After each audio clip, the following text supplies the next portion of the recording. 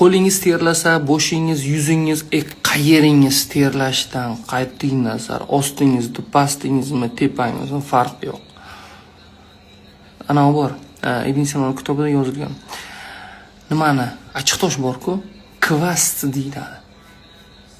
На русском и узбекском языке буду говорить. Смотрите, при гипергидрозе ochiqtosh bor-ku, oling bir osh qoshiq, 1 litrga soling, aralashtiring. Tushundingizmi? Ana o'shani, mayli 1 litr bo'lmasa, yarim litrga bo'lsa, yaxshilab aralashtiring. Badaningizga surting o'shani. Men sizga undan ham zo'r usulini. Ochiqtosh nima arzon, ochiqtosh arzon. Bir 2-3 litrga vannaga solib eriting. Tushundingizmi? Yoki ozroq idishga solib yaxshilab eritib olib vannaga soling. Ana shunga vanna qiling. Tushundingizmi? Masalan, har kun ertalab kechqurun bu yerga 1 litrga tayyorlab olsangiz, surting terlayotgan joylaringizga. Tushundingizmi? Haftada 2 marta bo'lsa, eman po'stlog'i bor-ku. Emanni po'stlog'ini qaynatasiz. Masalan, 1 osh qoshiqni 1,5 litrga qaynatib, o'shani badaningizga surting.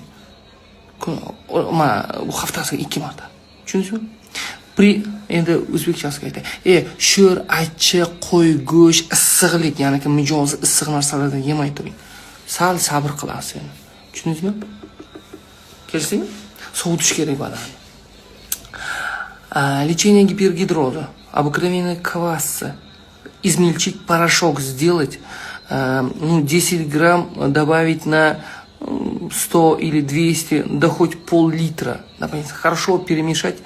И каждый утром и вечером растирание делайте.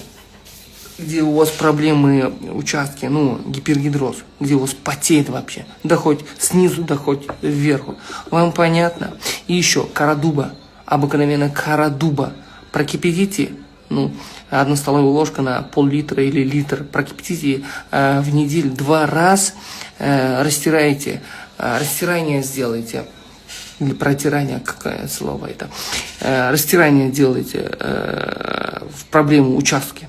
И ни в коем случае не употребляйте лук, чеснок, такие горячие, которые натуры горячие. Мясо. Понятно? Так делайте, курс лечения месяц. Договорились? Сигарету дай.